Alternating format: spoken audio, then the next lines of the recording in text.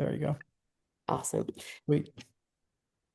Okay, so let's get into section one here.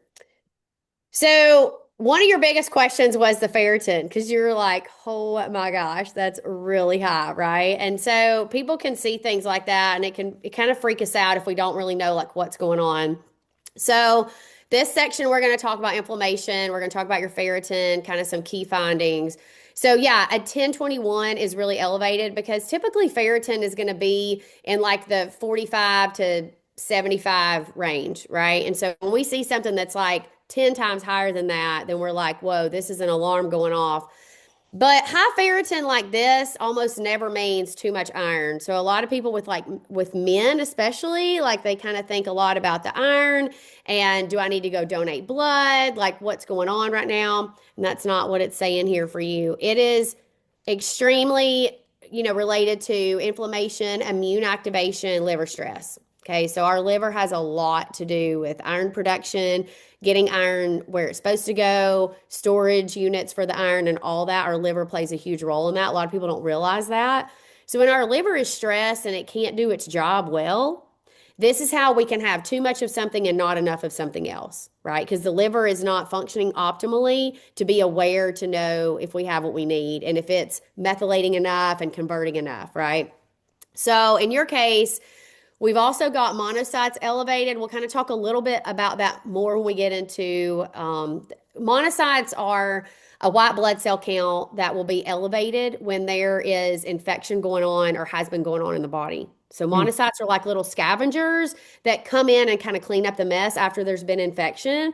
But when monocytes stay elevated, and I would have to see trends, I don't have that for you. When monocytes stay elevated over a period of time, this is where we can see that the body's got something chronic going on because if we're constantly calling on the scavengers that clean up after an infection and they're constantly being called on over a long period of time, then that's telling us the body is not really ever recovering from that. Does that make sense? Yeah.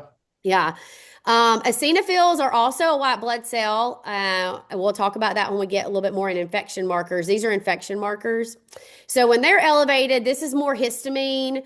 And a lot of people think histamine and they immediately think like allergies as far as like outside, you know what I mean? As far as Right. I'm allergic, seasonal allergies, stuff like that. Histamine has a lot to do with the gut. Hmm. So, there is something called DAO, and it's an enzyme that our liver has to release. And when our liver doesn't have enough of a DAO, and some people are born genetically with like MTHFR and certain mutations and genes and stuff that their body just naturally doesn't create enough of that enzyme on its own. Okay. And so when there's not enough DAO, the body can struggle to drive histamine out and balance those levels, also drive down estrogen levels, clear pharmaceuticals that we take. Like DAO does a lot of different things in the detox pathways for the liver. So again, without saying, hey, we got to do like all this methylation testing and genetic mutation testing on you. I don't think that's necessarily something that we need to do. It's just showing us that right now your body's struggling a little bit to clear histamines and those eosinophil levels are high. Okay. Eosinophil levels can also be connected to parasites. A lot Hmm. of people really freak out about that part. But here's the thing about parasites much like other things in the body, parasites are never the first cause, so they're never really the root. They always come about because the body couldn't manage the population of them due to something else underlying. Does that make sense? Yeah. Yeah, there's always something kind of gets in there and wrecks the body's immune system to control that population, which is what our immune system, the signaling of that does. So when the parasites get beyond what the body can handle and then they become abundant and they start doing some damage in there, that we can see eosinophil levels climb for that reason. I'm not seeing a ton of other markers that would correlate with that on you. Not saying parasites couldn't be an issue. I'm just saying right now it's not screaming at me as it's like a major root issue of what's going on. Um, these are some markers that you probably have heard of, like AST and ALT with the liver. So we're talking about inflammation. So we're always going to talk about the liver because it's our gatekeeper, right? Like it's our mother Yeah. detoxer. And so when we can't manage inflammation in the body, we know that the liver is struggling because that's a huge part of its job. So both of those were slightly elevated, one a little bit more than the other. So AST and ALT are telling us two different things. They're telling us what's stressing the liver out on the inside and what's stressing it out on the outside. Like just like our bodies, like we have external stressors and internal stressors. So we want to look at the liver in multiple different lenses because we want to know, is it something that's happening outside the liver that's actually creating the stress, or are there things going on inside the liver from a functional standpoint? So both of those were elevated for you. So that's why we're really looking in and doing a deep dive into your liver. Knowing we've got some past COVID infections, that is definitely known to spike ferritin, loose stools, food reactivity sometimes, and that kind of like ebbing and flowing. Just knowing that gut permeability and ferritin will rise. So our gut has to have a solid structure for things to pass through. Okay, like the gut lining needs to be really solid and have a good solid lining. And so when that permeability is not there, this is when leaky gut happens, right? So I like to use this analogy. If you thought about like a metal fence, just like a normal fence that has like the holes in it, right? And you thought about taking water balloons and sticking a water balloon in each of those little openings of a metal fence, okay? And if you went through and you started poking with a pin and busting those water balloons, this is like your gut lining. Now we have these little holes that things can get through, right? And they'll leak out into the gut and they don't get digested properly. So it leaves us having some different issues because of that. So that's my analogy with like what leaky gut really is and permeability of like that fence line and that structure. Okay. And then really the last thing is your globulin was mildly elevated too. Globulin is an immune marker. And so it's just showing that the immune system is upregulated. And there's been some stuff going on in the body probably for a long time that just never really completely disintegrated, right? And is like kind of lingering around. Okay. So talk to me about questions you have in that section right there. Or does it make sense? No, no, yeah, that makes sense. And it kind of helped me just because that number was really high. But like you said, you don't have a trend, you don't have a pattern. So you really, there's basic stuff we need to go after first. Yeah. Yeah. There's multiple things that drive that ferritin marker up that high, Yeah. right? And so, there's a couple of things going on there, but at the end of the day, the same thing is still the same thing, right? We've got to get inflammation reduced in the body and give the body the support it needs in order for it to function more optimally. And when this is what I tell people, and this is what I love about like tying my faith into what I do, right? Like people say, God loves us too much to let us settle for less than his best, right? And in order for him to grab our attention sometimes when we may be kind of like lulling asleep in our faith, like typically things happen in our life that get our attention, right? And Mm, so that's what I love about blood work is it's not saying like, oh my gosh, my body is broken, right? Just like in life, it's not like we may not even be in a season where we're experiencing like a ton of issues or stress or anything. But I feel like a lot of times those signals get to us ahead of the storm, right? Because yeah. God loves us so much, like He doesn't want us to walk into that storm. So that's the way I look at blood work. When we see these really alarming numbers pop up, it's because it's forecasting for something. Right now, like you're doing okay, like you're working out every day, you're running a business, like life is good. But if we didn't have some of this information and you just tootled on through life the next decade, right? You may be like some of my clients that I get in their 50s and their 60s when their body has finally hit a wall and they're like, what happened? And I'm like, this just didn't happen overnight. Mm-mm. There were things pushing and pushing and pushing, and finally your body said, I am at my limit. Okay, so that's the cool thing about functional blood work. It's kind of catching that on the front end. Okay, so the next section, we're still kind of talking about the liver because we'll be talking about the liver in almost every section, but detox markers. So we talked about the AST and the ALT, and a lot of things can affect those two markers. So I kind of listed that here. I don't think that you have a heavy training load specifically right now. I mean, I feel like the way that you train and your philosophy on that is probably much different even than maybe it was like a decade ago, right? Yeah. There could have been, like, I get a lot of clients that they were big time CrossFitters, like 10 years ago when Rich Froning and all the craze, right? Right. And then I get them about 10 years after that, where maybe they're not still training like that anymore. But man, there was some wear and tear on the body that happened back then that is still kind of lingering. And so that could be something that's going on just because you have trained for a long time. Gut permeability, we talked about that, the COVID, the chronic inflammation, exposure to dust and airborne irritants. Um, from a construction standpoint, or even the building that you work in, or I mean, there's just so many ways that we can be exposed to different things, right? You could have been exposed to stuff growing up, mold. I mean, there's all kinds of things. Without doing, like, again, further testing and a deep dive, I'm just saying that there are some histamine flags there and some liver markers. We talk about the DAO that I see trending, right? Showing that your body's sensitive to some of that stuff. And then reactive foods. Right now, with your diet, do you feel like there are any specific things that you feel very reactive to outside of just like you mentioned, like the dairy and the gluten? Not really. I don't, I'm not, I really don't eat a lot of varied food. Like I'm pretty consistent on what I eat.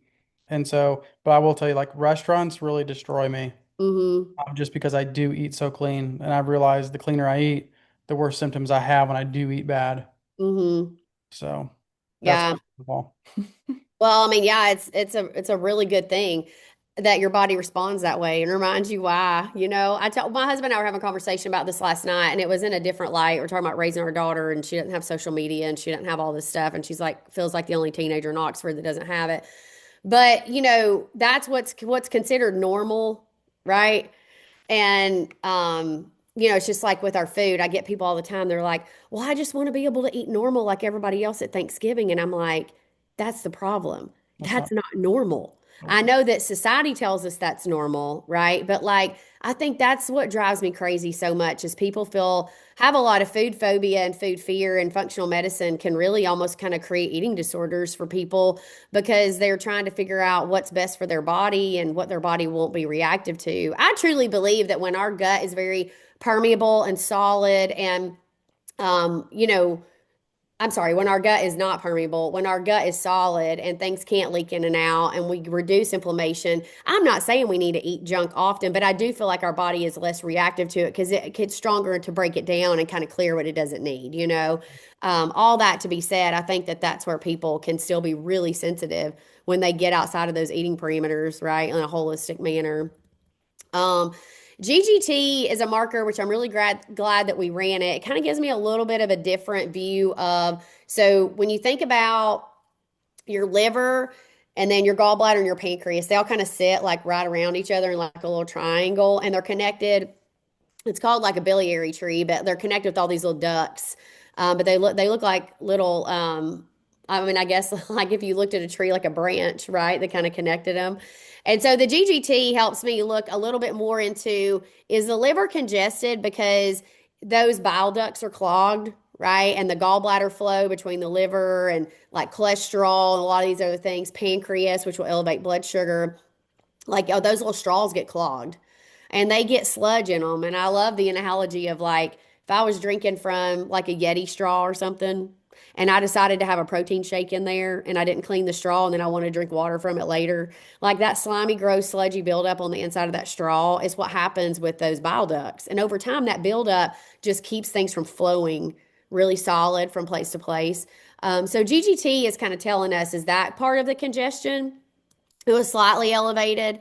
And so it's not really that your liver's, not capable. I mean, our liver, we could slice part of it off, right? And like it'll regenerate. So that's awesome. Yeah. It's not telling us that your liver is not capable of recovering. It's just saying, like, hey, I'm stopped up just like your sinuses get stopped up, right? And I Mhm. need you to help me clear that so that things can flow freely out of here and I can do my job and detox your body. Um, and so that's really where the bowel flow, that the gallbladder and the liver, and that's huge for digestion, especially breaking down fats. And this is where a lot of people will struggle because fats are really, like you think about a really fatty food, and I'm not even talking about clean food like grass-fed beef and stuff, steaks and stuff like that. It's hard for the body to break that down if it doesn't have enough bile, and so that bile flow is really critical. And it makes sense when you think about, I eat something and then there are receptors in my body. There's enzymes, there's different things that send signals to tell the gallbladder to release that bile, the food is coming, right? And so if there's sludge and breakdown and slow down in that process, it won't make it there in time to break that food down, which will leave us reactive or gut issues or reflux, different things like that. So that's kind of why that piece is important to understand those bile ducts. How much Yes. do you feel like you knew about the liver, bile ducts, gallbladder, pancreas, and all that prior to us kind of sitting here and talking through it? I mean, just the general anatomy, right? Physiology classes I took, I have a general idea, but how it applies, like you're starting to connect the dots for me. Mm-hmm.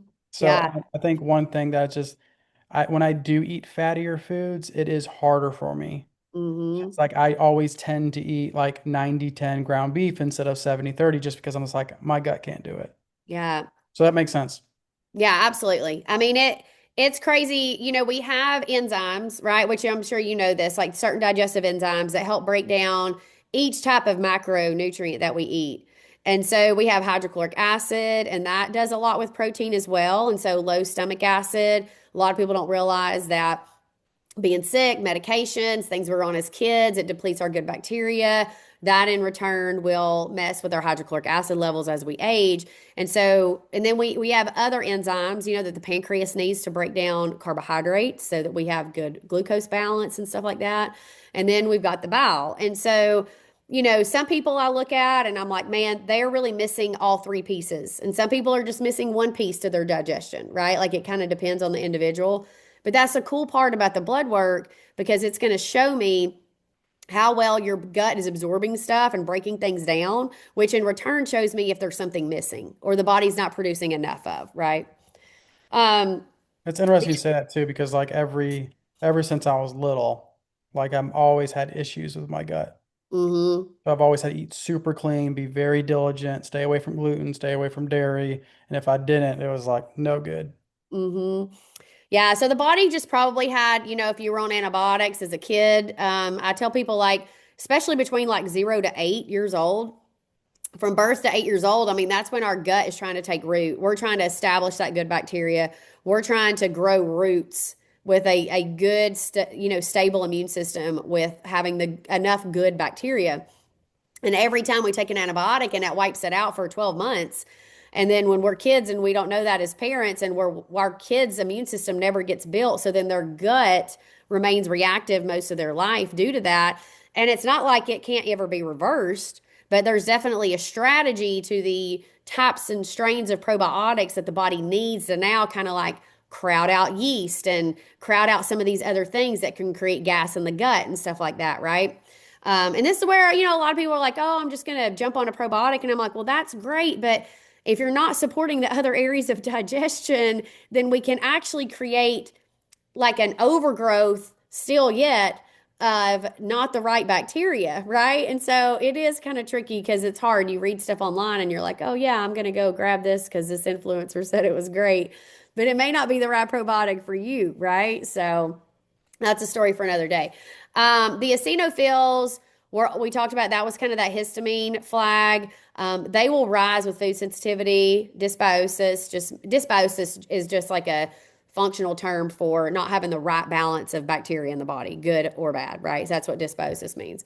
Allergies, histamine reaction. So this gut inflammation will directly increase those ferritin levels, liver stress, skin rashes, nutrient deficiencies, recovery issues. Like all of that is tied into that same thing, which is really cool that it just is kind of being repetitive. It's really cool when your blood work repeats itself. Right. Because I like to say it's kind of like when your mom calls and she's like, oh my gosh, CJ, I just opened up my daily devotion this morning and God just landed me on this verse in Psalm. And then you go to Bible study that week and somebody's like, oh my gosh, this verse in Psalm. And you're like, okay, God, like you're repetitive. I'm listening. When our blood work does that, it's really cool because it's basically saying, there's some under digested food going on, right? Your food's not getting digested right.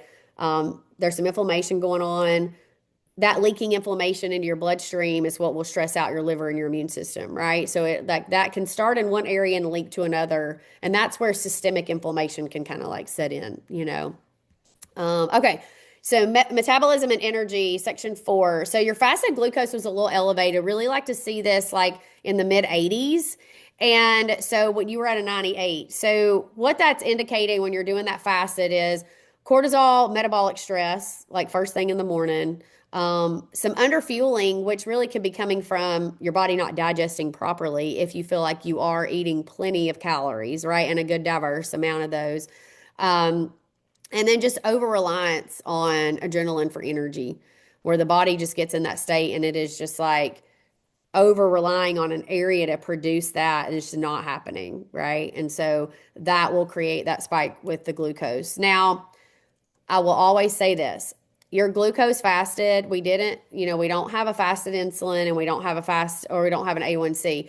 You kind of want to have everything. And you can always go back and get some of that tested later if you want.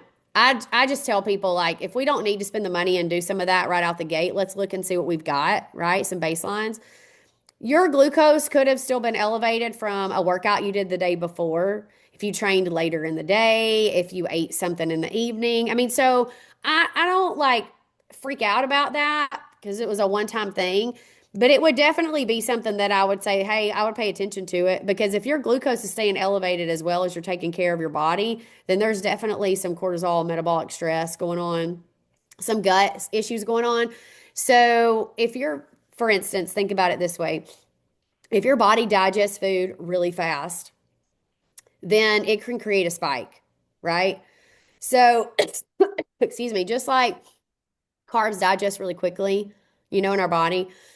So some people's digestive tract is just like really sped up. Stuff gets through really quickly, and that can create a lot of issues within itself. But the point being here is when that's happening constantly over time, I've had clients come to me that their doctor has told them they're type 2 diabetic and they put them on medication for their glucose and saying, in their A1C staying elevated. The issue was actually their digestive system. It was digesting food so fast and keeping their blood sugar up so high and they never got to the root issue of the digestive system. So these people, they'll go on metformin, they'll go on these drugs, and their blood sugar is not coming down. So Mm, guess what they do? Let's raise the dose of your medication. yep. But it's still not coming down because there's still this underlying gut issue where the food is being digested so quickly that's causing that to stay elevated all the time. So that I just wanted to tie that piece in for the gut part. The bun, creatinine, and EGFR. So we're looking at the kidneys here, and this will show dehydration or a high sweating load, okay, intensive training strain, or protein turnover from workouts. So when the body is pushing really hard and the metabolism is running like hot and stressed, is the term I kind of use sometimes. You need better mineral support, liver support, and just improved blood sugar stability. Now, from a dietary standpoint, when you hear that about your blood sugar, do you ever feel like swings with your blood sugar, or have you ever given much thought to that with your eating patterns? Um, yeah, no, yeah, I would say I get pretty tired Yeah, if I don't eat. But so yeah. it's always if ref I mean, in the back of my head, I'm always like, well, it's because you're hungry. Hmm. So that's one thing. But I also will say it's worse for me when the time change is like right now it's time change. I'm Yeah. It gets dark early. It helps settle my body down a lot better. Uh-huh. And when it's the reverse, it takes me forever to go to sleep. Hmm. But I'll still go to sleep around 10 and sometimes 11. But like right now, I can go to sleep around 8:39. Easy. Yeah. That's interesting. I'm writing some stuff down here just in case that's tying anything into like the cortisol, the serotonin, the Mhm. melatonin, like all these productions in the body. And they all are kind of like on a seesaw, just like your minerals are on a seesaw. And that's why I tell people when they support minerals, you don't want to support a singular mineral. A lot of people do magnesium, stuff like that, or they'll do like the salt, like the good kind of salt. And I'm like, that's great, but like what about potassium? Right? Like we gotta make sure all because then otherwise we get this seesaw. Same thing with like those hormones with the cortisol. And for somebody like you, down the road, doing some cortisol testing as far as like there's like a spit test you can do throughout the day where you check it in the morning and then kind of mid-morning, midday, mid-afternoon, evening, and bedtime. And that's the thing about cortisol. I don't love looking at cortisol and blood work because it's just not a good way to look at it. Because your cortisol is a hormone that fluctuates throughout the day, right? Just like just like insulin fluctuates throughout the day, blood sugar and stuff like that. So you really want to kind of see what's trending throughout the day and just make sure it's high when it's supposed to be high and low when it's supposed to be low. So there could also be some stuff going on later in the day. You're talking about with the time change that for whatever the reason is, the cortisol is just still too elevated later in the day, which can kind of tie into like the energy later in the afternoon and stuff like that as well. Yeah. With the protein turnover and just like being able to rebuild what you're tearing down when you're working out, you know, protein synthesis in the body, as far as the liver being able to convert that to amino acids, shuttle it to the muscle. I mean, there's just so much that happens there.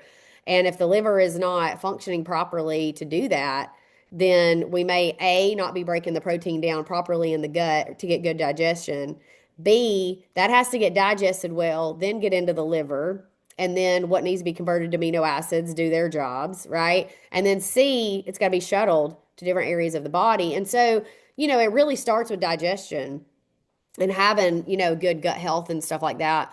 So that's where I say, like, I definitely see there's a need, for some work on the liver because of how many different functions that we're seeing here that it's kind of sliding on, not getting done properly from the gut as well. But then the minerals, like, I definitely see some simple ways that you could just start adding like some different minerals, some more minerals like to your water throughout the day to really help with that. I really think that that would help with if there are some cortisol swings later in the day and that's a reason we're getting some energy dips and stuff like that, that getting those minerals balanced would play a huge role with that. The problem is, even like the mineral potassium, I mean, we're supposed to be getting like 4,500 milligrams of that a day. Ain't nobody getting that much potassium because nobody eats enough food that's potassium rich. Mm-mm. And so, with that being said, that's just one example of making sure that you're getting enough. So, I'll definitely share, some options for that.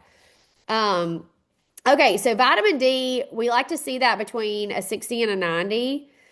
And you were at a 42. So, this definitely impacts testosterone, immunity, inflammation, recovery, skin healing. I mean, vitamin D does so many things in the body, which I'm sure you're very aware of that. Yeah. What are your thoughts on seeing your vitamin D come up low? Are you surprised? I was a little bit surprised because I am outside, but the more I hear you talk about too, is just like, well, if your gut's messed up too, I feel like that could tie in somehow. Well, and vitamin D is fat soluble, and so that's the liver's job again, right? Liver's got to convert that into a usable form, and then it's got to be shuttled into the body. And our cellular health is huge. If our cells get dead, dirty, and damaged, right? So think of it this way: a healthy cell lives 120 days in the body, roughly. Hmm. Okay, so when we have cellular turnover, if a cell only lives 60 days because it got damaged from COVID, right? Or it's gotten damaged from something else, right? Whatever the situation is, then inflammation will change the structure of the cell, meaning it's shaping its size.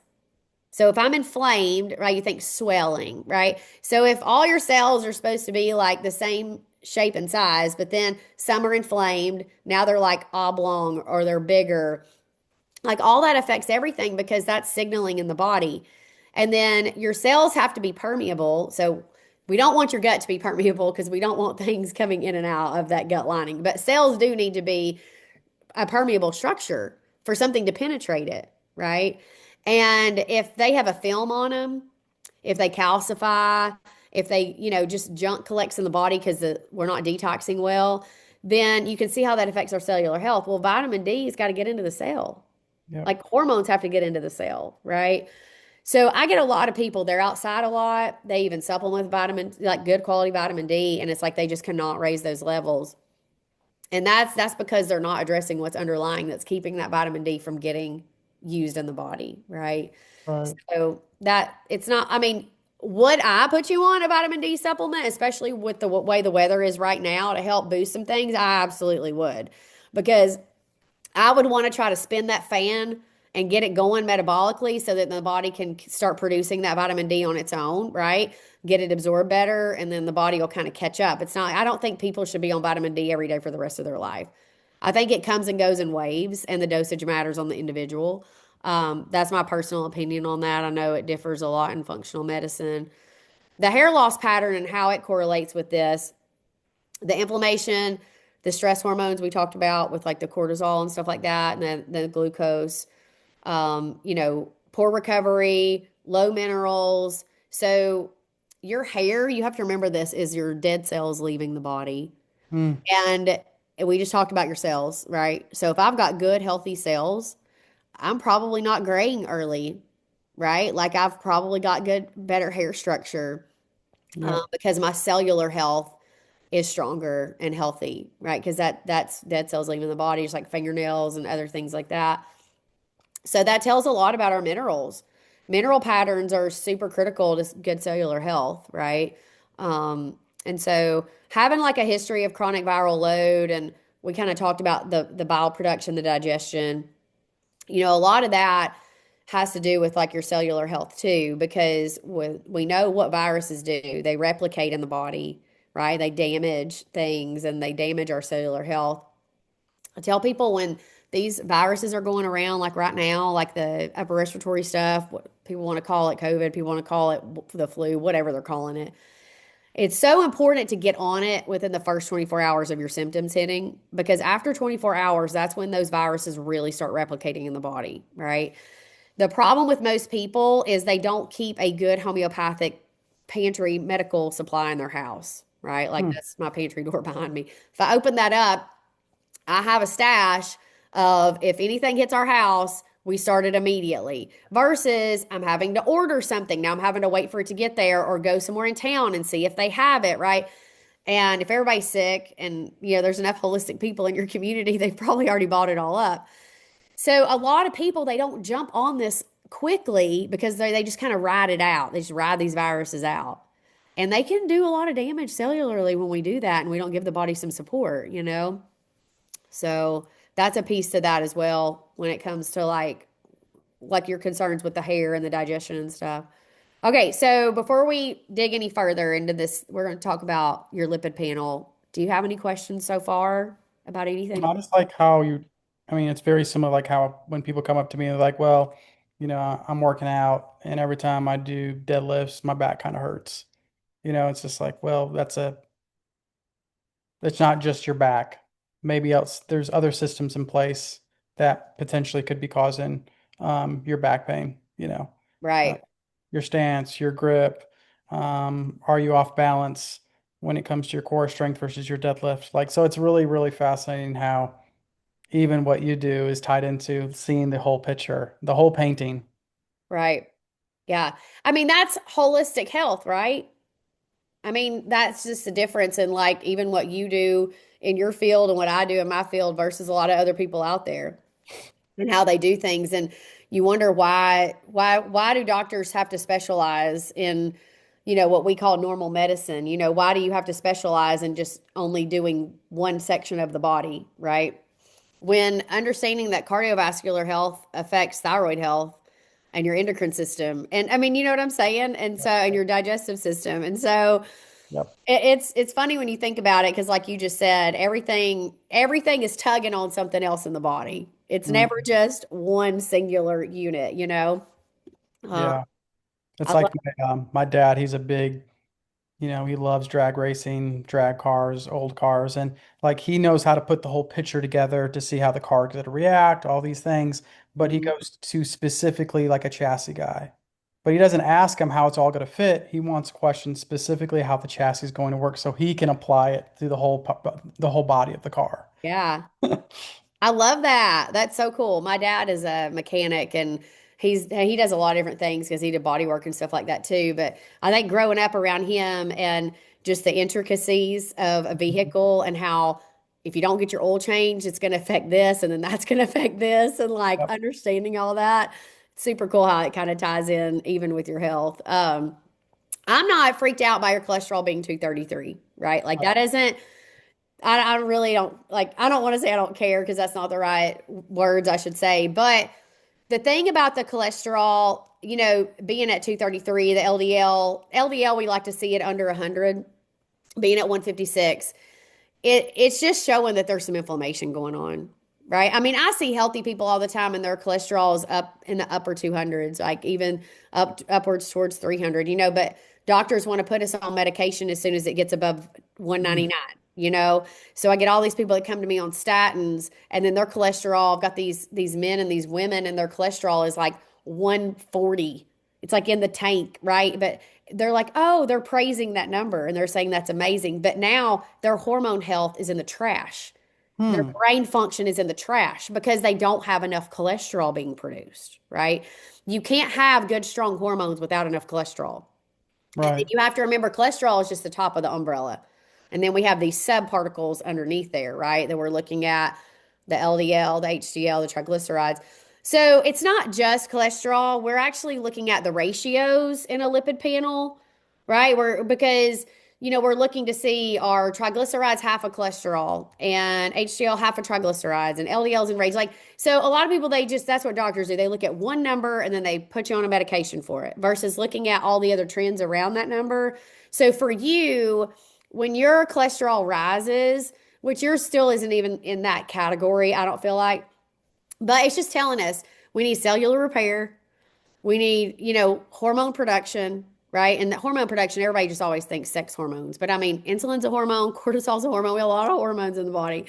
Um, Liver support and inflammation buffering, right? So cholesterol is just will elevate when the body's inflamed. It'll normalize. And again, I don't even think your number right here, the 233, the LDL is more of what I'm talking about right here and talking about that subcategory of your cholesterol will normalize when the inflammation improves. It's just a red flag again for there's inflammation in the body. So it's just kind of alert, alert, pay attention to me. I need help, you know? Yeah. So, um, but it's interesting how all of that connects with your cellular health because the liver is responsible to make, I mean, your cholesterol really only comes from about not even 20% of your food. Hmm. 80% is built by your liver. So Hmm. we go back to say that the liver is struggling to build it, get it out, get it to where it's supposed to go, traveling through these bile ducts. The gallbladder plays a role in that. Things can get built up in the body when it's clogged, Yep. right? So that's just a good way to look at that part.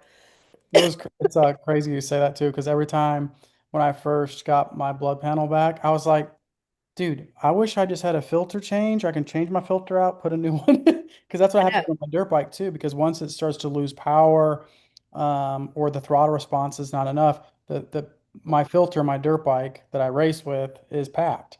Like it has debris in it. It's not running. It's still fine, but it's not crisp. No. Yeah, absolutely. And it is, it's like our tonsils are a filter for what enters in the body right here. And you got all these kids. I've never met so many people until I moved to Oxford whose kids have their tonsils removed and adults that I'm working with now that don't have tonsils. And I'm always like, why did you get your tonsils taken out? And they're like, well, because I just had recurring strep. And I'm like, yeah, that's not a good reason to remove your filter. Like, that's like never having an air filter in my house to filter the air that I'm going to breathe every day that is coming through my air vents. So Hmm. now, if I don't have tonsils, I've removed that initial filter up here for everything I'm sniffing and breathing and taking through my mouth.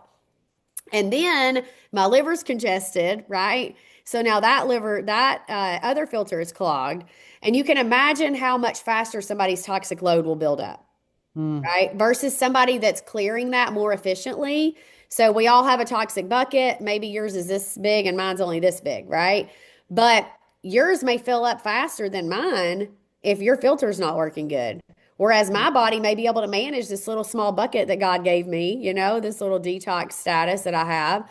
And that's where it's like understanding those things. And yeah, it looks like you do a great job reducing exposure, right, to what's going on in your skin, what you're breathing, what you're drinking, like all the things. A lot of people, they're not only out there living with a congested liver, but they're hitting it again every single day by Hmm. taking in food and fragrances and BPAs and all these other things. And so the liver's already congested it. Now we're throwing something at it every day versus my liver's congested, but I'm trying to relieve that by the things I can control. And then I get this information back and I take it to another level, right? With like helping my liver. So your folate was really low. We actually want to see that number about double what it is. Okay, so it's at a 9.8. And folate is needed for recovery, detox, inflammation control, brain and mood, gut lining repair. I mean, a lot of people think of folate because they think about women and pregnancy and like Mm, miscarriages and stuff like that. But bacterial overgrowth in the body will actually crowd out our folate levels. And so that could possibly be something that's going on with you based upon your health history when you were younger, being on antibiotics and stuff like that, not having enough good bacteria to kind of balance the bad. That can kind of crowd out our folate. There's some other things like I don't worry about this with you, but people that smoke typically have low folate levels. People mm, use tobacco and yeah, some certain other like kind of toxic things that they're around. It just that's what happens to vitamins and minerals in the body when our body is toxic. Okay, it depletes them much faster than what it would if you weren't toxic, okay, or inflamed. Um, but yeah, so folate is definitely needed. A lot of men don't really think about that because they just kind of tie that into women. We've already talked about the vitamin D, how it affects recovery and immunity. So then you've got this section in your blood work, which we're kind of closing things out with this section right here. It's your red blood cells, and it's in your complete metabolic, and I'm sorry, it's in your CBC with differential. And so your CBC with differential has this whole section in there of different white blood cells. We talked about them, monocytes and eosinophils. Your white blood cell count is in that area as well. And then you've got a lot of red blood cells. So we look at the red blood cell count, but then we also look at specific red blood cells, okay? Because they all mean something. And when the MCHC is low and the MCV is high, this is like a really normal trend for people that have certain things going on in the body when one is low and one is high. So poor red blood cell efficiency, low B vitamins, poor nutrient absorption, and gut inflammation, which it's kind of like, well, yeah, we've already talked about that, right? So mm. we've kind of talked about the reason cellular health is so important and the body's ability to produce blood cells, right? Because the body will recognize, oh my gosh, that cell died. Okay, it died. I need to get another one, right? And have good, strong cellular production, as well as keeping ourselves healthy. So there's two pieces to that. So when our body is struggling to constantly like produce those red blood cells, I mean, that will also kind of tie into the ferritin as well. But B vitamins are critical for the body's ability to do that. I mean, it provides B vitamins provide energy for a lot of different things, but cellular energy and the body's ability to produce healthy cells. So your body is just trying to rebuild, but it's lacking key nutrients due to the inflammation to be able to do that. Right. So that's kind of where all that ties in. Now, this section over here, I hope I've had so many issues with my new computer. Let's see if it's going to work. Okay, it is.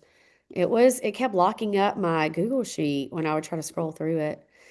So after we get off here, what I'll do is I'll go inside these boxes that were high or low. And now that we've talked through some stuff, if there was any extra information, sometimes people, as we're talking through, they're like, oh gosh, I forgot to tell you about this. So Hmm. I'll try to take notes and go back. I kind of clean up these little boxes because what's inside these boxes is literally anything and everything that could affect that number being high or low. Okay. Um, and so I'll go kind of clean those up and be like, okay, well, that's not CJ because he's not dealing with that, but he is dealing with this. And so when I clean this up and send it to you, you'll kind of see how it all kind of ties together. But a couple of things I'll show you here is your uric acid was also elevated. So we want to see that below a 5.4, and you were at a 6.2 right here. Hmm. So for you, there's a lot of different things that can be going on here, but renal just means kidneys. You don't have a kidney disease going on by any means, but you do have gut inflammation, okay? And you do have some elevated blood sugar. And stress could be playing a role there too. Oxidative stress means your cells are getting damaged. Okay, they're getting oxidated, and so that just means that like we've talked about your cellular health a little bit, like they're kind of on their struggle bus a little bit, just staying with that healthy cellular health. And free radicals do that, right? So like that kind of all ties in with the uric acid piece. Now, minerals will tie into that because minerals really affect the urinary tract a lot and kidney health and stuff like that. Mineral balance, huge for that. We talked a little bit about the bun, the creatinine, and the EGFR. So the EGFR, I mean, you were at a 77. This is a kidney flag, just showing kidney function. If it gets below a 60, I'm kind of like, okay, We really need to make sure the kidneys are draining well. And we don't have bacteria or sludge or anything in the urinary tract that's kind of getting, because our kidneys reflux, right? They Mm. have a pump. We don't want to see stuff reflux back to kind of create some of that inflammation, stuff that should be going out. If it get reflex back because we don't have good mineral balance in the body, then that just gets shot back up into the body, right? And so it didn't actually leave, and now it's back here lingering and kind of create some inflammation. So bacteria can do that. I mean, different things can get in the urinary tract, right? So I wanted to kind of just let you see that in front of you as far as like some of those specific markers. A couple other markers that I didn't mention in the general synopsis we just talked through. Your calcium was slightly elevated. I do not like looking at calcium in the blood. It's a mineral. It's best looked at through the hair. Mm. Because again, when our hair leaves our body, we're looking at cellular health. So we're looking at mineral health, right? But if calcium is elevated, what it can do is create calcification in the wrong areas of the body, right? Soft tissue can calcify, cells can calcify, right? So I'm not alarmed you're a 9.7 out of a 9.5. But it's worth value to mention that because we want to make sure that we have good, strong calcium levels in the bones and the teeth because that's where calcium belongs. We don't want to see it in the blood because that's not where calcium is supposed to be, right? So that can be a part of the cellular piece. If your cells are kind of getting a little bit of a crust and calcifying a little bit, calcium will do that due to low potassium and some of these other minerals not being high enough. Then it's like that seesaw we talked about. Calcium will kind of start creeping up. We have to balance it back out by making sure the minerals are balanced. Okay. Um, Most of these others, oh wait, I couldn't take that one off because that one was showed up fine. I just so you can kind of see for reference, the AST, ALT, we want to see them 10 to 26, usually kind of mid-range here, 15, 18. I like to see that. But a 31 and 38. So again, not crazy high, but high enough for me to talk about your liver health for sure. Um, we see the ferritin there and kind of all the different things that can be playing a role with that. I have had people hop on a Zoom with me before and they were like, I forgot to tell you I had a blood transfusion. I'm like, yeah, that would have been good information to know on the front end. Yep. Um, Functional will say 180 to 210 on cholesterol. Again, I love to see a good robust cholesterol, so I'm not concerned about that. But I did want you to see the LDL. We want to typically see that between an 80 and a 99. And a lot of that, again, is really just stemming from the inflammation. So I'll kind of clean up all these boxes just so when you go back later, you can remember. The only last few that I'll mention was we white blood cell count barely elevated, a 6.6 out of a 6. When it's elevated, it's just telling us that the immune system is up and fighting a battle. Okay. So it's activated and there's something going on. Hemoglobin, so 16.3 out of a 15. So a little elevated. For this one, I will see sometimes dehydration when somebody's getting their blood work done. They just could be a little dehydrated. B6 anemia, we talked about that, the B6, B vitamins in general. Just your body is really showing that it needs some help there because that's not only listed here, the B6 is listed here. The B12 folate is listed here. And then the B6 again is listed here. And the B12 folate is here. So your body's just showing that it just doesn't have enough of that to really do a lot of the functions that it needs. So helping you kind of replenish those specific B vitamins and being on some good methylated B vitamins kind of replenish some of that. I believe will definitely help with some of the symptoms that you've got going on too. And then the last little section down here, we talked about like the monocytes and the eosinophils. So you can see these were just barely elevated, a 3.8 out of a 3, 9 out of a 7. Platelets were a tiny bit low, but that's typically if there's like an infection or oxidative stress, liver dysfunction going on, we'll kind of see those platelets drop a little bit. Not really concerned about that because it just ties into everything else we've talked about. And then there's that folate number we were talking about. We really want to kind of see that between like a 15 and 27. You're at a 9.8. So this just Yeah. gives you a little bit of a different reference, right? To kind of go back and just kind of see those categories. So No, that helps out a lot. It yeah. ties in. The other thing when I well, again, you already have access to this, but inside here, and you can just kind of read over this and then let me know if you have any questions. Mm, I always put in a plan of action and just kind of say, like, here's what you need to do. And honestly, for you, because I don't really do this for most of my clients, but I just really appreciate you, like, letting me be on the podcast and like us kind of collabing and doing some stuff together. I feel like that you would be fine to just kind of handle a DIY where I can just kind of set you up a plan on full script and let you order it. If there's a few things that I need to order, like homeopathics that you just can't get there, then, we can just kind of do that as needed. mm, But, kind of understanding if you look at everything we just talked about and how you would address that, and I always put like this could take from 1 to 4 to 6 weeks. Like your body will tell us when it's time to move to the next step. And I just tell people it's kind of like you. Everyone wants to come in and they want to get fit yesterday and they want to lift and bench and all this stuff, right? And there's a progression, and you will know when that person is ready to take it to a next level, right? With their training. Same thing with this.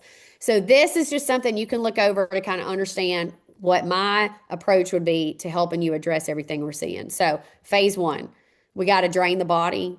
We got to get the liver reset and get some inflammation under control. We need to do that right out the gate before we can even get into the gut and all these other things. Okay. Some things that we will focus on. And then I even put here like expected improvements, things that I would expect to see get better. Okay.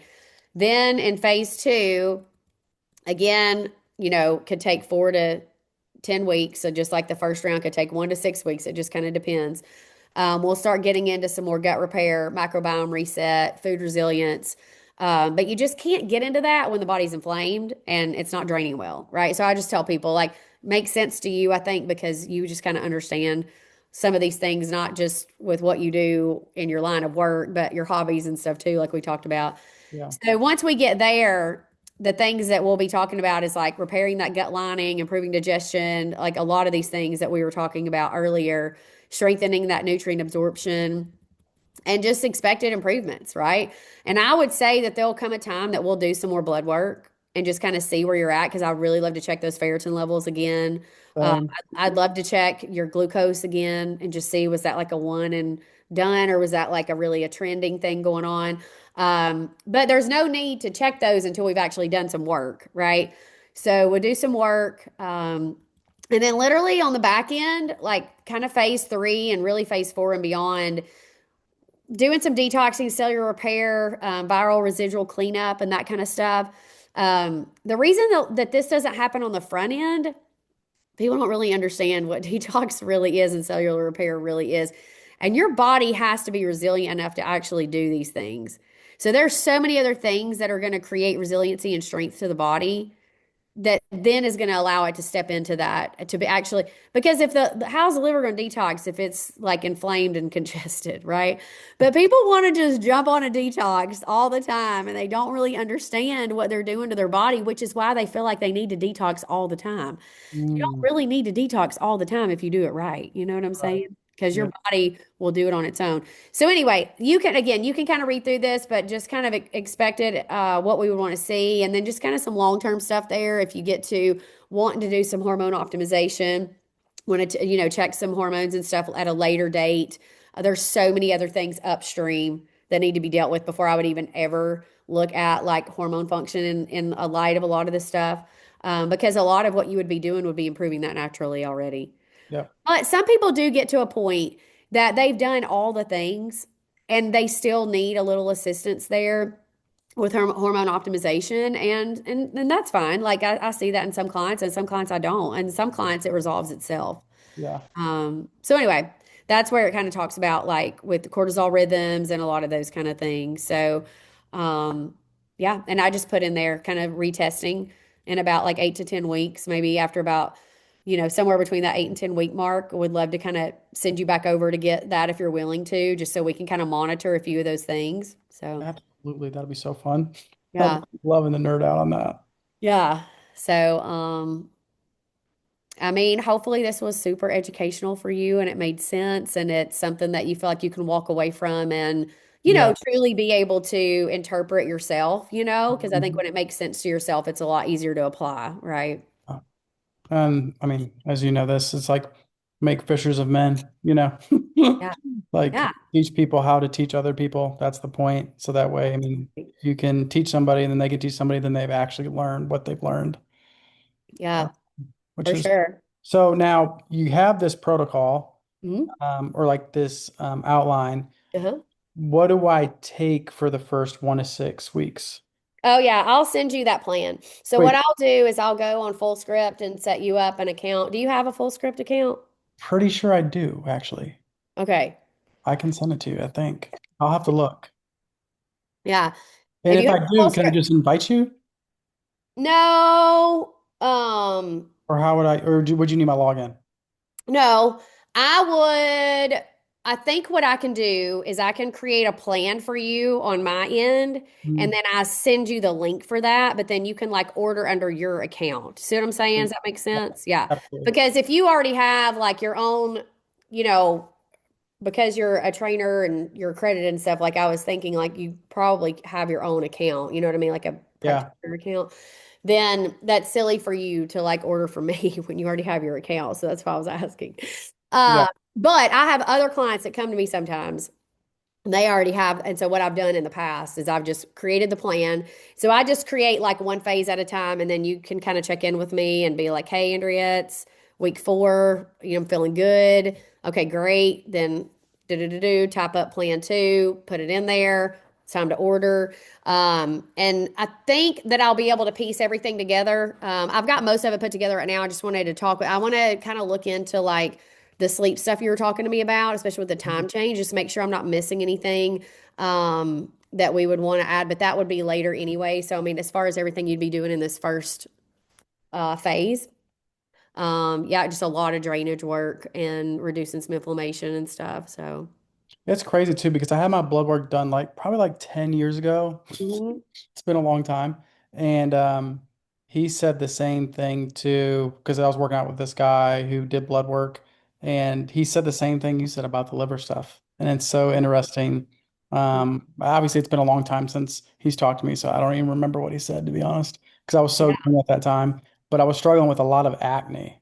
Hmm. He was just like, "Hey, like we got to detox your liver. Like Hmm. it's going straight out to your pores, your skin. Your Yeah. liver's just jammed up." Hmm. It's funny that you said that. And then what's crazy is I went on a no sugar, like no, like I think it was for like 90 days. Hmm. He was like, you can't eat any sugar. Like from his point of view, he thought the sugar was feeding off something in the liver that was manifesting, I guess, itself. I don't remember what he said, but it was something along Yeah. the lines like, hey, your liver has a bacteria in it. The bacteria loves sugar. It wants to eat it, wants to stay alive. We're gonna basically starve it. Yeah. And so basically I went on that for 90 days. And then that's when my life like drastically changed with skin stuff. And now Hmm. this like this little weird, like I was telling you, like this little rash. And I was like, makes sense. My liver's clogged up again. Yeah. But just like with any Well, and that's emotional the life. big piece to like that DAO enzyme, right? That if their body is not producing enough of that, and again, some people have a genetic mutation, and then some people's bodies it's just because they're toxic, right? Like I mean, it could be a couple different things. But if there's not enough of that, then the liver has so many different pathways, and it detoxes different things in each pathway, right? But the DAO really plays a big role with the histamine and balancing some different things that really affect the skin. I Yeah. can't tell you how many clients I get that have skin come to me with these like crazy skin issues, like what the crap is going on? And it's like, well, actually, you're using all this topical stuff that isn't even helping. And so, but they just don't know.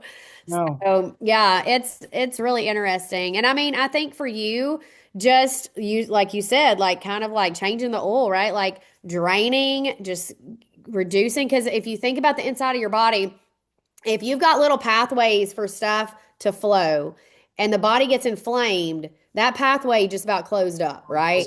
And so when you think about draining the body, like naturally reducing the inflammation will allow that tissue, right, to be less inflamed and those little pathways in the body to be less inflamed. So that opens up space to allow the body to drain, right? Like it just makes sense when you think about it that way.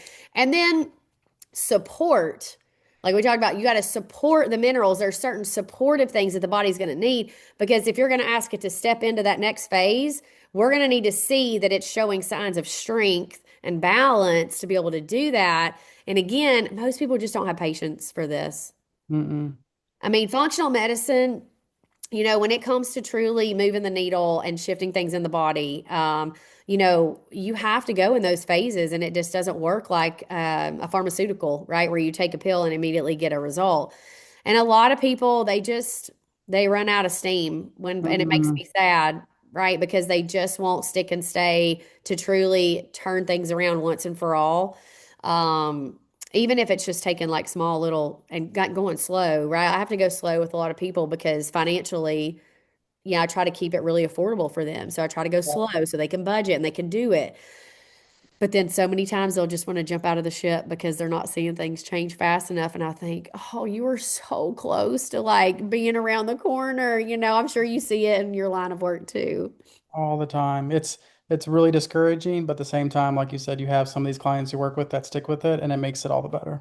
Absolutely. And I think we're not meant to help everybody. I think I had to release that long ago in my head and my heart to know that, like, there's just some people that I'm not meant to help, and that's okay. My heart is to serve everybody, but like sometimes I'll take on clients that truly this is not the route they want to go. So then they just complain the whole time. And then that can kind of steal my joy from truly helping these people over here that really want to do it the right way. And that's okay. Like there's no Right. hard feelings, right? But I've got to protect my peace and my energy for the Mhm. people that really want to do it. No, I'm with you. And that's been the most challenging thing as a coach is figuring out who actually wants my help and who doesn't.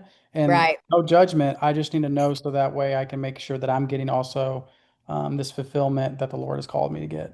Absolutely. Yeah. It's Well, hard. I'll be there on Wednesday. I'm so Speaking of, excited. yeah, me too. Speaking of the crud, I got sick over Thanksgiving with this like upper respiratory stuff that's going on, and I kept thinking, oh my gosh, I have got to get better before Wednesday. Which I have. I've turned a major corner, so I'm glad for that. But still, the half the baseball team at Ole Miss got sick, and then my husband brought it home, and then he gave it to me, and I was like, dang it. Stop it.